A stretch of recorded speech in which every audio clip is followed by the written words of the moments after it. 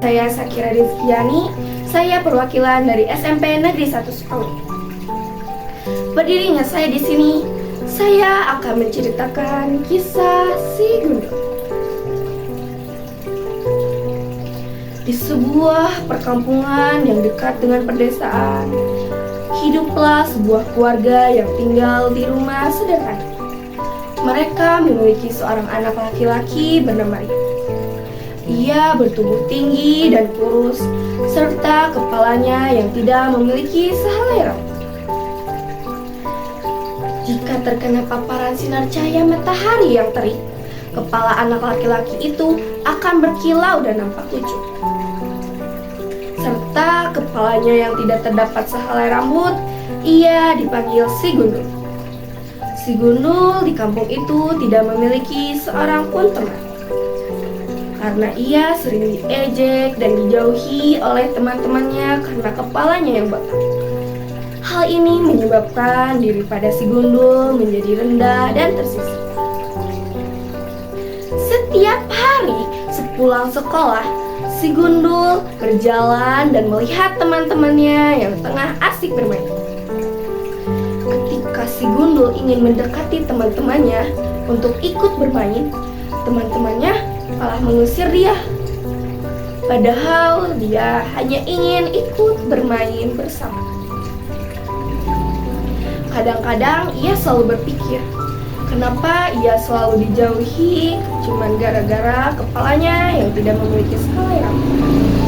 Pernah sampai terjadi karena keinginan hatinya yang kuat untuk ikut bermain, si Gundul dikasari oleh teman-temannya dan ia didorong sampai terjatuh. Semenjak kejadian itu, di dalam benak si Gundul tidak pernah ada keinginan lagi untuk bermain bersama mereka. Ia hanya menghabiskan waktunya berdiam diri di ruang tamu. Tetapi jujur saja,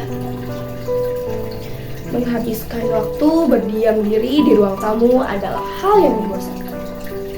Dari sinilah ia mendapatkan ide.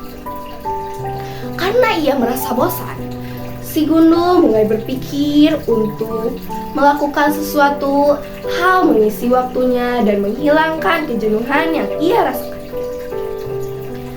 Karena di samping rumah si Gundul terdapat pohon bambu yang begitu tinggi,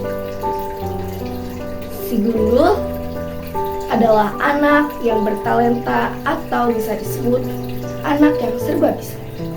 Dengan bantuan ibunya, si Gundul menebang pohon bambu yang besar itu. Setelah itu, pohon bambu itu dipotong dengan bagian yang tak begitu besar. Setelah itu, potongan-potongan bambu itu ia jadikan sebagai layangan yang cukup besar.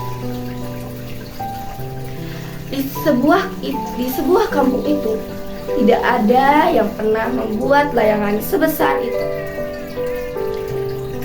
Keesokan harinya, setelah si Gundul pulang dari sekolah, ia segera bergegas pergi ke lapangan yang cukup luas.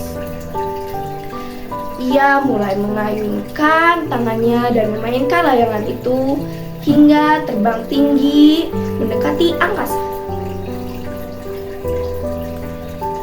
Di salah satu tempat yang berbeda, teman si Gundul tak sengaja melihat layangan milik si Gundul. Wah, besar banget layangannya. Punya siapa itu ya? Tanya Adit, salah satu teman si Gundul yang pernah mengejek dirinya. Aku juga tidak tahu. Aku juga baru saja melihat, jawab salah satu di antara mereka.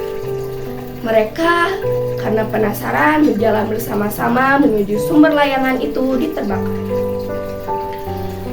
Tak pernah terpikirkan oleh mereka, sosok laki-laki berkepala botak itu yang sedang memainkan. Mereka melihat si Gundul yang tengah memainkan layangan itu.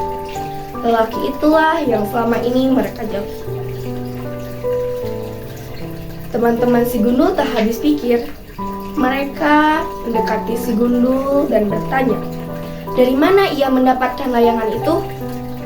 Si Gundul yang tengah asik bermain menjawab bahwa ia sendirilah yang membuat layangan itu. Mereka semua tertawa seakan tak percaya bahwa si Gundul lah yang membuat layangan itu. Keesokan harinya, si Gundul mengajak teman-temannya pergi ke rumahnya untuk melihat proses pembuatan layang-layang itu. Setelah